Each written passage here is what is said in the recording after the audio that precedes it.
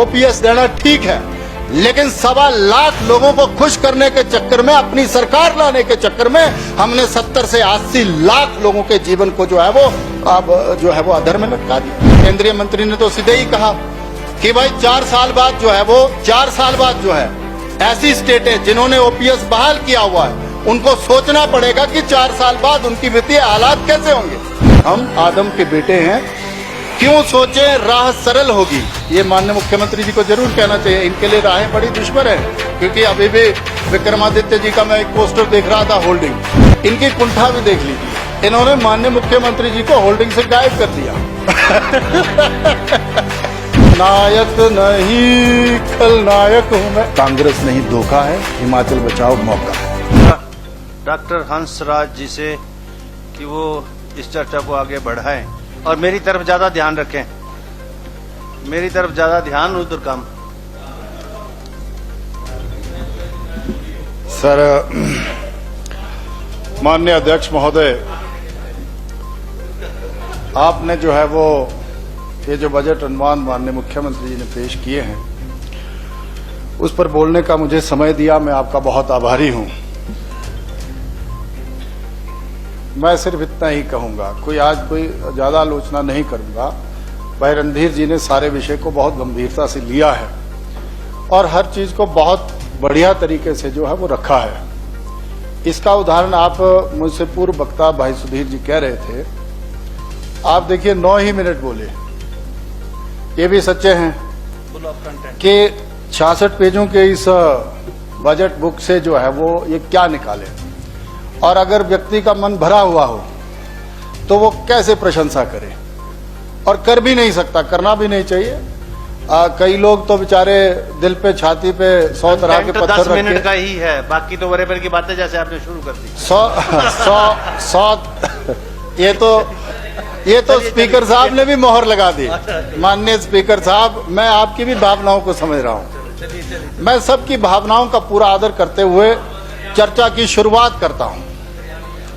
जिस दिन बजट पेश होना था, दुर्भाग्य से मैं यहां पर नहीं था, मेरे साथ ट्रेजेडी हुई, मेरे को घर जाना पड़ा।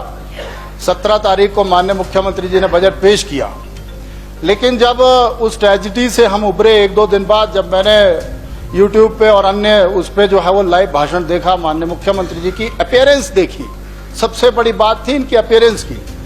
हाउस में एंटर तब हुए, आप तो 2.25 मिनट बैठे रहे माननीय चेयर पर, और ये फर्स्ट टाइम एवर हुआ है।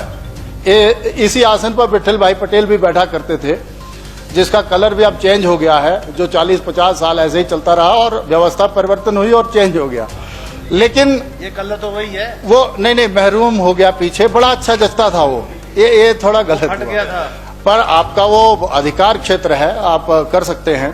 लेकिन जिस तरह से माननीय मुख्यमंत्री, मैं कलर आपके साथ रख रहा हूँ, जिस तरह से माननीय मुख्यमंत्री जी की एंट्री हुई, तो जो गब्बर का डायलॉग माननीय रणधीर जी ने दिया कि नायक नहीं खलनायक हूं मैं, ऐसे कहना चाहते थे ये, इस तरह से जैसे अंदर आए, तो वो एक तरह का अलग व्यवस्था परिवर्तन था, मैं इतना ही कहना चाहूंगा। और इसमें इन्होंने एक श्लोक जो है वो बड़े जबरदस्त तरीके से निकाला, और जिन्होंने बजट बुक बनाई है वो बड़े विद्वान लोग हैं, इनसे तो पढ़ाया गया। इन्होंने जो है वो कर्म पे और निष्काम कर्म पे बोला कि फल की इच्छा ना करो। इसको ये भी कह सकते थे कि कर्मण्यवाधिकारस्ते मां फलेषु कदाचना, और आगे फिर और बढ़ जाते। लेकिन इनसे एक यूट्यूबर का जो है वो उठवाया गया, और विद्वता देखो उनकी, जिन्होंने ये बुक छापी है, ये वही लोग थे जो इधर जब माननीय पूर्व मुख्यमंत्री जयराम जी बैठा करते थे, उनको भी ये वही उस तरह का डाटा दिया करते थे। और उस बंदे ने कितनी मास्टरी करी कि बीच से कंटेंट उठाया। उसने ये कहा था कि हर संकट का हल होगा, शुरुआत ऐसे है उसमें, और आज नहीं तो कल होगा। और आगे देखिए आप, फिर जब सुखविंदर सिंह सुक्खू जी ने स्टार्ट करा, तो इन्होंने भगवान श्री कृष्ण को भगवान न मानते हुए श्री कृष्ण करके ऐसे करके शुरुआत करी है, जो मैं पढ़ रहा था उस टाइम। तो इन्होंने कहा कि श्री कृष्ण जी ने साफ कहा है कि बस कर्म तुम्हारा कल होगा, जो कि उसमें भगवत गीता में भी ऐसा रेफरेंस है नहीं। और कर्म अगर सच्चाई है तो कर्म कहां निष्फल होगा। फिर आगे बढ़ना चाहिए था इनको कि हर एक संकट का हल होगा, वो आज नहीं तो कल होगा। लोहा जितना तपता है, ये भी पढ़ देना चाहिए था और फ्लेवर आता आपकी उसमें। लोहा जितना तपता है उतनी ही ताकत भरता है। ये बड़ा अच्छा था और आपके लिए और जचता ये, क्योंकि आप पिछली बार कहते थे कि जयराम जी बड़े एक्सीडेंटल चीफ मिनिस्टर हैं। अब मुकेश जी तो अपनी जगह सोचते होंगे कि यार मेरे साथ भी ऐसे ही हुआ, नारे मैंने भरवाए और माननीय सुखविंदर सुक्खू जी बैठ गए। एक्सीडेंटल लोग तो ऐसे भी कहते हैं। और आगे सुनिए माननीय अध्यक्ष महोदय, फिर इनको यह भी कहना चाहिए था, सोने को जितनी आग लगे वो उतना प्रखर निखरता है। सोने को जितनी आग लगे वो उतना प्रखर निखरता है।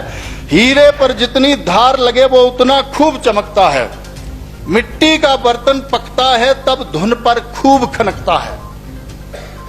मिट्टी का बर्तन जब मिट्टी का बर्तन जब पकता है तब धुन पर खूब खनकता है। सूरज जैसा बनना है तो सूरज जैसा जलना होगा। सूरज जैसा बनना है तो सूरज जैसा जलना होगा। नदियों जैसा आदर पाना है तो पर्वत छोड़, नदियों जैसा बनना है तो पर्वत छोड़ निकलना होगा। और हम लोग आदम के बेटे हैं, हम आदम के बेटे हैं। क्यों सोचे राह सरल होगी, ये माननीय मुख्यमंत्री जी को जरूर कहना चाहिए। इनके लिए राहें बड़ी दुश्मन है, क्योंकि अभी भी विक्रमादित्य जी का मैं एक पोस्टर देख रहा था होल्डिंग।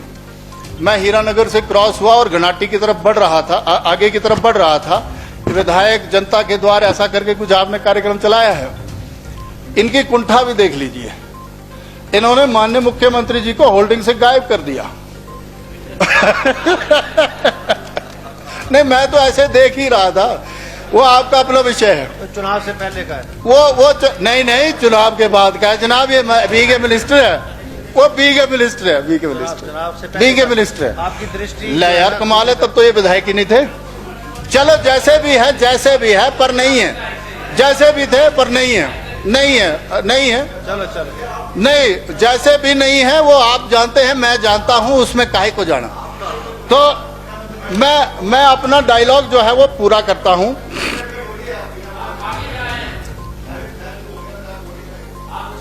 यार ऐसा है, हम तो आपके हक की बात कर रहे हैं। मैं तो इस बजट में आऊंगा, उसमें माननीय स्वर्गीय वीरभद्र सिंह जी का भी रेफरेंस दूंगा। प्लीज, मेरे को क्या है भाई, प्लीज हंसराज, मैं तो विषय रख रहा हूं माननीय अध्यक्ष महोदय। इसमें फिर वो कहते हैं कि हम तो आदम के बेटे हैं, क्यों सोचे राह सरल होगी। कुछ ज्यादा वक्त लगेगा पर संघर्ष जरूर सफल होगा। और फिर आपको ये कह देना चाहिए था कि हर संकट का हल होगा, आज नहीं तो कल होगा। नहीं, ऐसे ही होना चाहिए था। माननीय अध्यक्ष महोदय, इन्होंने सारे रेफरेंसेस लिए और अपनी तरफ से पूरी बेस्ट कोशिश करी, जिसके लिए मैं इनको बधाई देना चाहता हूं। और जिस तरह से माननीय रणधीर जी ने कंपेयर किया दोनों बजटों को, पूर्व की हमारी सरकार को भी और मौजूदा सरकार के बजट को भी, मैं किसी को आलोचित नहीं करना चाहता। आप चंबा से आते हैं, मैं भी चंबा से आता हूं। मैं आजादी से पहले जाऊंगा जब चंबा हिमाचल में, जब हिमाचल वाईएस परमार साहब एफर्ट्स कर रहे थे हिमाचल को बनाने के लिए, या वो लोग जिन्होंने हिमाचल की कल्पना करी थी, तो जो 4 जिले महत्वपूर्ण जो इसमें जुड़े थे, उसमें चंबा पहला जिला था जिसने ये कहा था कि हिमाचल का निर्माण होना चाहिए और हिमाचल जो है वो अलग राज्य बनना चाहिए। पर दुर्भाग्य हमारा ये हुआ कि हिंदुस्तान आजाद हुआ और हिंदुस्तान की आजादी के बाद जो है वो बाकी जिले जो हैं वो कंप्लीट जो है वो बहुत फास्ट तरीके से निकल गए। लेकिन आप और हम जो हैं वो आज भी एस्पिरेशनल और बैकवर्ड जिले में आ रहे हैं। अब होना तो ये चाहिए था इस बजट में भी, जैसा हमने इनको उस दिन भी कहा था, आज भी कह रहा हूं, पिछले भाषणों में भी कहा। मैं कोई आलोचना करने के लिए नहीं आया, मेरा सिर्फ इतना इनसे आग्रह है, ये निवेदन है कि व्यवस्था परिवर्तन ये शब्द अच्छा है, पर आप जो है वो इतना इंश्योर कर दें, जब इसका उत्तर देंगे आप 23 तारीख को, आपसे हम ये उम्मीद रखेंगे। एक विषय जो विधायक निधि और उसका आया था, आपने वो कर दिया पूरा, इसके लिए मैं आपका बहुत बहुत धन्यवाद करता हूं। उसमें भी कमी छूटी है, 50 लाख तो वो हमारा पहले ही जो है वो इन्होंने रोका हुआ है, उसको जोड़ करके ये 3-1 करोड़ जो है वो कर दें तो सब विधायकों के लिए अच्छा होगा। और ऐच्छिक निधि का किया, उसके लिए भी धन्यवाद करते हैं। ऐसे ही मैं इनसे ये निवेदन करना चाहता हूं, पूरे स्टेट की बात नहीं करूंगा, पर मैं जिला चंबा की ये बात करना चाहता हूं। अभी आज ही मेरा एक क्वेश्चन लगा था, इसमें अनस्टार्ट क्वेश्चन था हमारा, उसमें मैंने पूछा था कि जो हमारा पठानकोट से ये चंबा होते हुए, तीसा होते हुए पांगी की तरफ जो हमारा हाईवे जाता है, क्योंकि पर्यटन को भी माननीय मुख्यमंत्री जी ने कहा है कि हम नए पंख लगाएंगे, इसीलिए माननीय मुख्यमंत्री जी के ध्यान में मैं ये लाना चाहता हूं कि साच पास इज ओनली पास जहां आप 12 के 12 महीने स्नो को जो है वो रोड के साथ देख सकते हैं। आपने भी देखा है सर। और आज की डेट में अगर जो हमारा ये रोहतांग का इलाका है या लाहौल स्पीति का इलाका है और इलाके हैं, इस तरह से स्नो कहीं नहीं मिलती, पर उसके लिए कनेक्टिविटी चाहिए। अभी जो हमारा प्रपोज्ड द्रम्मन से बायाजोत होते हुए चंबा चवाड़ी से होता हुआ हमारा जो तीसा और पांगी बरमौर की तरफ, ये पांगी की तरफ जाने वाला नेशनल हाईवे है, उसके लिए मैं अपने सभी विधायकों से भी ये वो कर रहा था रिक्वेस्ट, और माननीय मुख्यमंत्री जी से भी गुजारिश करूंगा, और पीडब्ल्यूडी मिनिस्टर साहब भी यहाँ बैठे हुए हैं, किसी दिन दिल्ली चलते हैं, माननीय नितिन गडकरी जी से, माननीय प्रधानमंत्री जी से ये विषय रखते हैं। और जैसा भाई नीरज जी भी कह रहे थे, टनल की बात कर रहे थे, तो उस टनल के लिए भी काम करते हैं, साचपास की टनल के लिए भी बात करते हैं, तो ये इकट्ठे मिलकर के हो भी जाना, क्योंकि हमारी जो क्लेमिटी रिलीफ में जो पहले में गई हुई हैं वो सारी गई हुई हैं, तो हम लोग इकट्ठे जाकर के ये चीज कर सकते हैं। लेकिन जो ये आज 100 दिन का जश्न मना रहे थे, और जिस तरह से अभी वो संसदीय कार्य मंत्री साहब हैं नहीं, ये जब खड़े हुए आपने समय दिया, उन्होंने एक शब्द उपयोग किया कि आज ऐसे बड़े मायूस से होकर के बोले कि आज बड़ा दुखद था, और ऐसे ये करके मैं सोचा कोई दुर्घटना हो गई। ये नहीं बोला कि यहाँ टाइम नहीं था, आप लोग, हम लोग लेट आए, ये वो, और दुखद बोला। मैं कहा यार दुखद तो मैं ऐसे सोच रहा था, मैं कहा विक्रम जी पूछेंगे कि भाई ऐसा क्या दुखद हुआ, पर ये जो 100 दिनों में जो डीनोटिफिकेशनें हुई हैं सर, मैंने तो मुख्यमंत्री जी से ये आग्रह किया हुआ है कि जो तीसा का हमारा बिजली बोर्ड का डिवीजन जो है वो बंद किया है, जहां एक्सिन बैठे थे, नकरोड का सब डिवीजन, माननीय मुख्यमंत्री जी वो जो बंद किए हुए हैं, मेरा इनसे आग्रह है कि तीसा जो है वो चंबा में ऐसा जिला है, मतलब ऐसी कंस्टिट्यूंसी है जो सबसे फार फ्लंग है और रिमोट कंस्टिट्यूंसी है, तो हमने मुश्किल जो है वो चीजें खुलवाई थी, और इन्होंने आते ही बंद कर दी, और हमारी सारी मेहनत पे पानी फिर गया। तो मेरा इनसे आग्रह है कि बिजली बोर्ड का डिवीजन, सब डिवीजन, वो दोनों बहाल करें, ये अपने बजट अभिभाषण का जब प्रति उत्तर दें ये, और उसमें ये जरूर कोशिश करें कि वो उसी दिन ही कर दें। और फिर हमने ये भी कहा था कि कॉलेज जो है वो हमें बड़ी मुश्किल से मिला था, 28 पंचायतों को वो कॉलेज मिला है सर।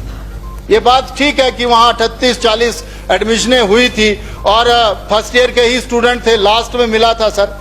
वो अगर आप कर देते हैं तो मैं मानूं कि भाई व्यवस्था परिवर्तन हो रही है।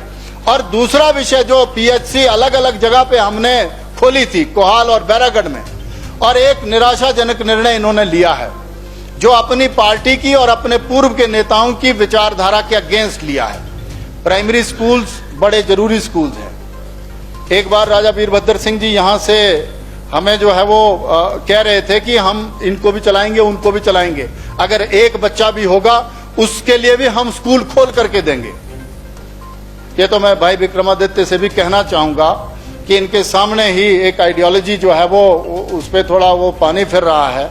आप भी कैबिनेट में बैठते हैं, आप भी कन्विंस करें इनको कि जो ब्रुइला जो हमने स्कूल खोला था जसौरगढ़ पंचायत में, हमने एक ब्याला स्कूल जो है वो लेसुई पंचायत में खोला था प्राइमरी का, छोटे बच्चों के लिए 10-10 बच्चों की तो एनरोलमेंट है।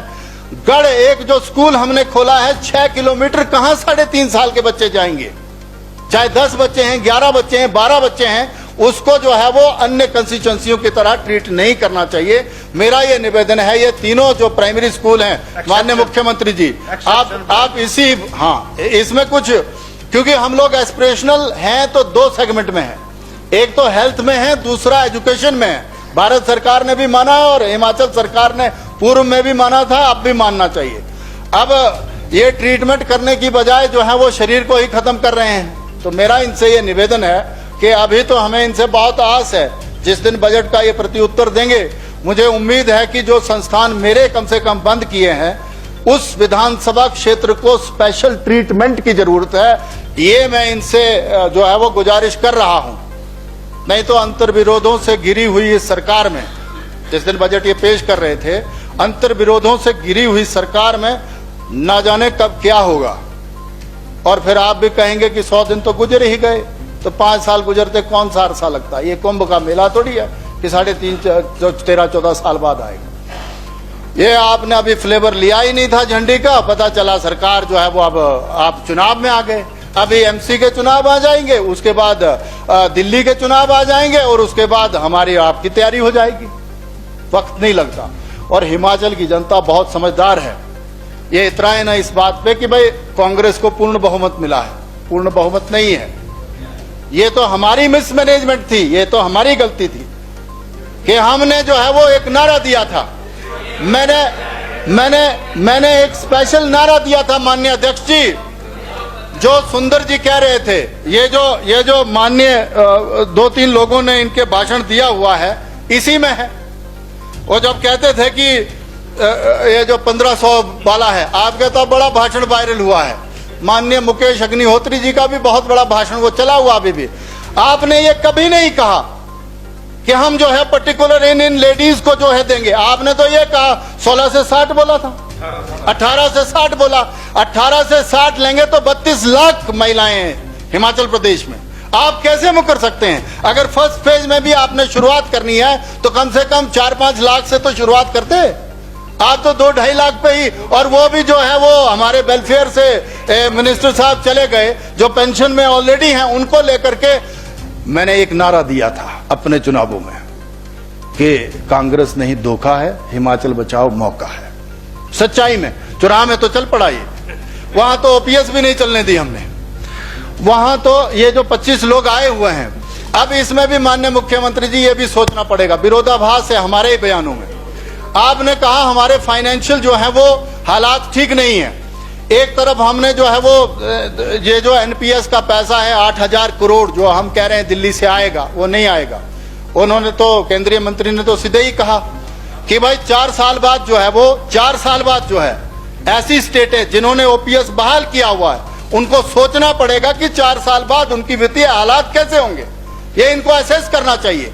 और मैं इनसे ये निवेदन कर रहा हूं, इनका भी कुछ नहीं जाना। एक बार मैंने भाषण दिया यहाँ से, स्वर्गीय वीरभद्र सिंह जी वहां हैं, वो भी नाराज हो गए। उन्होंने कहा, मैंने कहा जी आप कहते हैं कि 32,000 का कर्जा जो है वो हर हिमाचली पे है। उस टाइम का भाषण, तब विक्रमादित्य जी नहीं थे उसमें, हम पहली बार जीते हुए थे।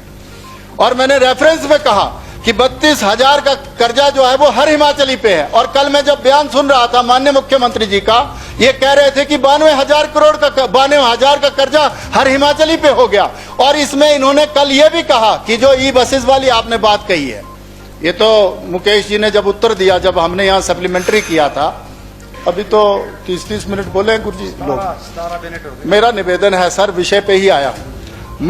मेरा ये निवेदन है, मेरा ये निवेदन है आपसे, चलो वो बाद में करेंगे। मेरा ये आपसे निवेदन है कि जो 300 बसें आपने खरीदी हुई हैं, आपने ग्रीन स्टेट की बात की। ग्रीन स्टेट तो जब हमारे पूर्व के मुख्यमंत्री प्रोफेसर प्रेम कुमार धूमल जी थे, पॉलीथीन बैन कर दिया उन्होंने उस टाइम ही।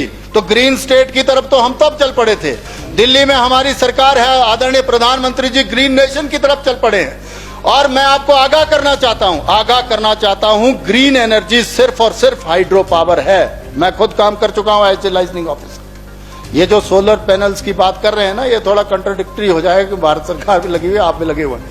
इसमें 20 साल बाद वो पैनल्स कहां डालेंगे? ये उसको डिस्पोज ऑफ करने के लिए आपके पास इंडिया में भी टेक्निक नहीं है। वो जो कबाड़ बनेगा, वो जो स्क्रैप खड़ा होगा, उसको कहां डालेंगे आप? ये कौन सी ग्रीन स्टेट बना रहे हैं हम लोग? और मैं आपसे ये आग्रह कर रहा हूं, आपसे आग्रह कर रहा हूं माननीय मुख्यमंत्री जी, ये जो कल मैं स्टेटमेंट सुन रहा था इनकी कि अगर 4 बीघे में जो है वो हम 250 किलोवाट का जो है वो प्रोजेक्ट लगा देंगे, 40% की सब्सिडी देंगे, मुख्यमंत्री जी ने कहा। जबकि 80% तो भारत सरकार पहले से ही दे रही थी। इसमें नया क्या है? अच्छा, दूसरा ये है, इन्होंने एक चीज और कही है, बड़े जबरदस्त तरीके से कही है।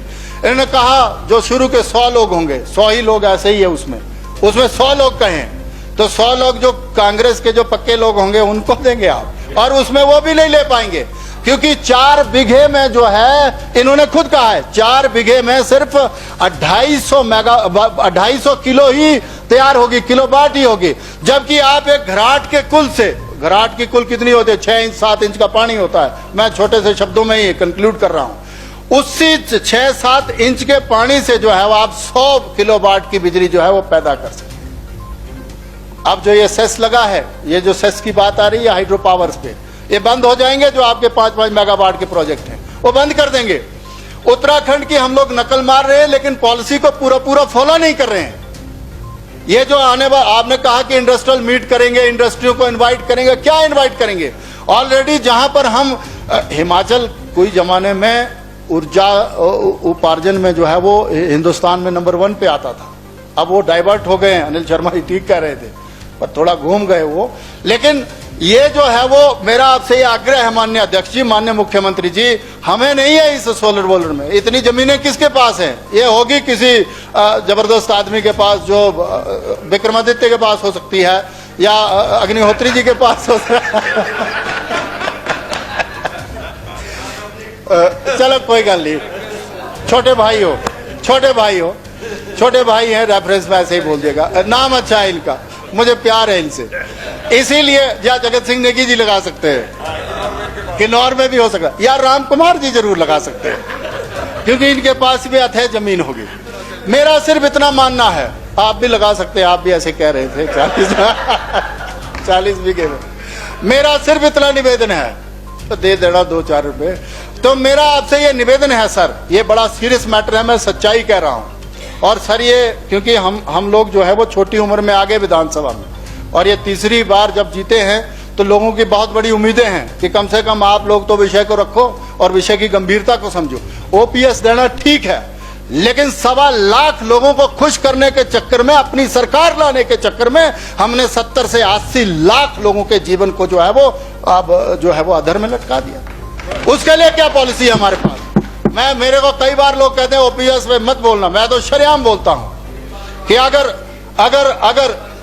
को यार, अब जीना भी कितना है, कलयुग में कितनी उम्र है, अभी तो आपकी मौत है, पता नहीं गुरुजी, अगर ऐसा ही हालात रहे हमारे जैसे पीछे लगे हैं लोग। कंक्लूड। आपने भटकाया मेरे को, आपने भटकाया, इसीलिए मैं आपका संरक्षण चाहता हूं माननीय अध्यक्ष महोदय। जिस तरह से माननीय मुख्यमंत्री जी एग्रेसिवली फैसले ले रहे हैं, मैंने कहा इनसे, हमें आपसे बहुत प्रीत है, बहुत प्यार है, मोहब्बत है आपसे, लेकिन मैं सिर्फ आपको ये कहना चाहता हूं, जिस तरह से माननीय मुकेश जी कई बार दिल में कुंठा होते हुए भी मैंने यहाँ देखा है, मैं यहीं इसी कुर्सी पे बैठा करता था, साथ बैठते थे, इनको भी पता नहीं था कि स्थिति ऐसी बनेगी। और वैसे ही जो भाई सुधीर, जो बड़े करुणामय तरीके से जिस तरह से इन्होंने अपना वक्तव्य रखा, हमें इनकी फीलिंग्स को समझना चाहिए। और साथ में पीछे यादवेंद्र गौमा जी ऐसे बैठे हुए हैं कि पता नहीं मेरा नंबर कब लगेगा, और साथ में संजय रतन जी तो ये कह रहे हैं कि ब्राह्मणों के साथ यहाँ भी अन्याय हो रहा है। ये सच्चाई है। चलिए कंक्लूड। जब मैं लास्ट में ये कंक्लूड ही कर रहा हूँ, लास्ट में आपको सिर्फ इतना ही कहना चाहता हूँ सर, ये जो माननीय मुख्यमंत्री जी उठ गए, जब ब्राह्मणों की बात आई तो ये पहले ही उठ गए, ब्राह्मण विरोधी लगते हैं, सारे के ब्राह्मण विरोधी लगते हैं, और वो पटा रहे हैं ब्राह्मण को। मेरा सिर्फ इतना निवेदन है सर, आप ये जो बजट जो माननीय मुख्यमंत्री जी ने पेश किया है, मैं कंक्लूड ही कर रहा हूँ, लास्ट में कंक्लूड कर रहा हूँ, ये एक्सीडेंटल स्थिति जो है वो कई बार हमारी तरफ रेफर करते थे पिछली बार, इस बार स्थिति वहां ऐसी है। भाई हर्षवर्धन जी यहाँ पर नहीं है, नहीं तो वो भी कुंठा में ग्रस्त हैं, क्योंकि राम कुमार जी दंदनाते हुए चल रहे हैं और सांस उनकी लटकाई हुई है, और यहाँ पर राजेंद्र राणा जी जैसे लोग कई हैं जिनको लगता था कि भाई हम ही मिनिस्टर होंगे, पर उनके भी हालात कुछ ठीक नहीं लगते। इसीलिए मेरा सिर्फ निवेदन इतना है सर, चंबा कांगड़ा के साथ अन्याय हम नहीं होने देंगे। जो चंबा कांगड़ा के साथ अन्याय चला है, क्योंकि पूर्व में जितनी सरकारें रही हैं, कांगड़ा को 3 से 4 मिनिस्टर मिले। चलिए छोड़िए अब, और चंबा में भी मिनिस्टर मिले हैं। प्लीज मैं आपकी दुखती रग पे हाथ नहीं रखता सर, पर मेरा निवेदन है गुरुजी, मेरा आपसे ये निवेदन है माननीय अध्यक्ष जी, मेरा आपसे ये निवेदन है, आपका जो संरक्षण प्यार दुलार मिल रहा है, मैं सिर्फ चंबा का विषय सिर्फ इतना ही रख रहा हूँ। भाई नीरज जी हैं, वो आप कितना कर 24 पाएंगे, मिनट हो गए। लेकिन हम भी माननीय मुख्यमंत्री जी का सही कार्यों में समर्थन करेंगे। लेकिन जब 23 तारीख को इनका उत्तर आए तो रिलीफ जो चुरा विधानसभा क्षेत्र को मिलना चाहिए वो मिलना चाहिए। चुरानी नहीं- चंबा बोलो, चंबा। चलो चंबा आपने मिक्स कर, पूरे चंबा को जो है वो रिलीफ मिलना चाहिए। मैं अपने शब्दों को ठीक करता हूं।